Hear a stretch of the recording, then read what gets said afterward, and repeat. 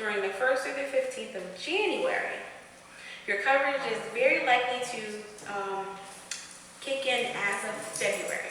If you apply between the 16th and the end of the month in January, there is a lag time that occurs for the check to be cleared and be submitted or received by the carrier, and then your coverage would then carry over to March.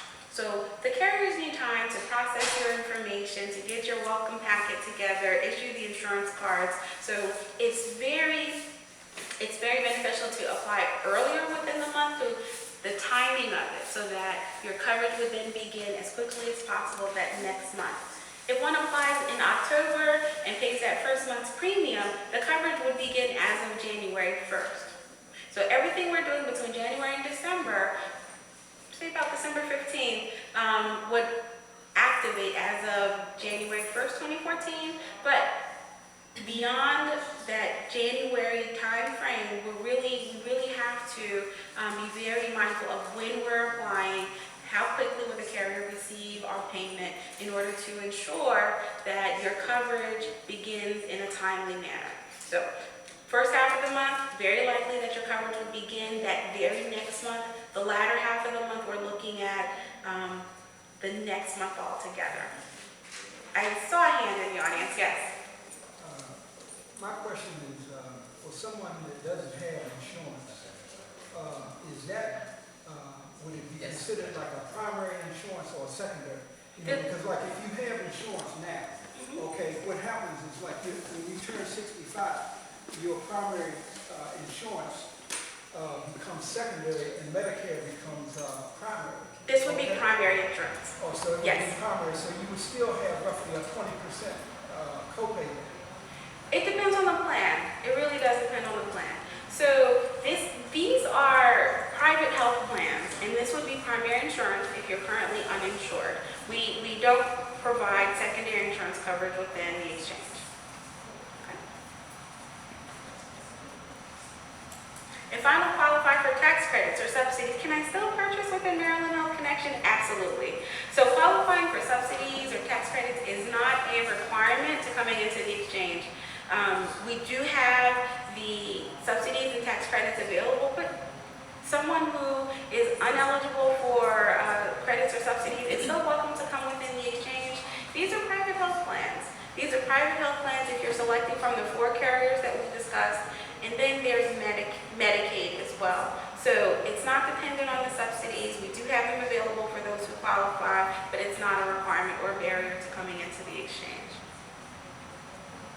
If I have health insurance now, can I use Maryland Health Connection?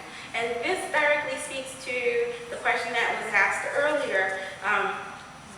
Maryland Health Connection is really geared towards identifying and enrolling individuals who are currently uninsured.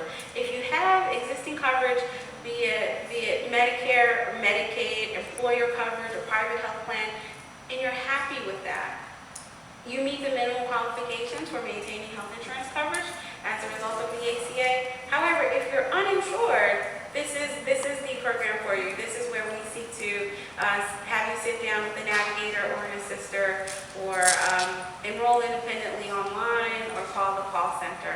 So if you currently have coverage, there's nothing to do as of now, unless you are unhappy with your coverage, or unless you are paying above 9.5% for your employer-sponsored plan.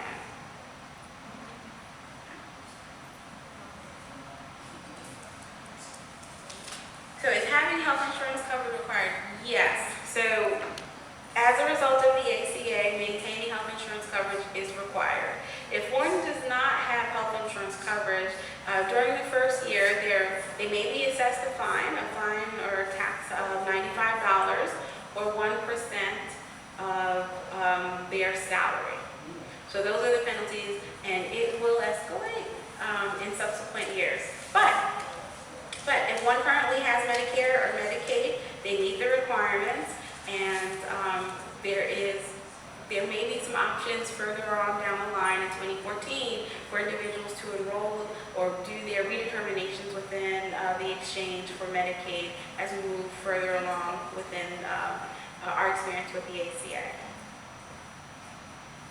What if I can't afford health insurance? As previously stated, you may qualify for subsidies or tax credits to assist with the cost of premiums.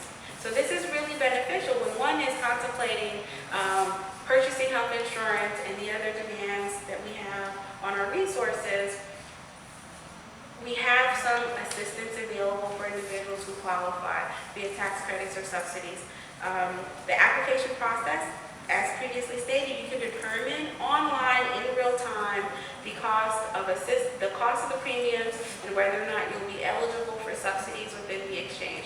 So this is a really robust system that will allow you to know the true cost of coverage before you hit select, before you hit send within the application process.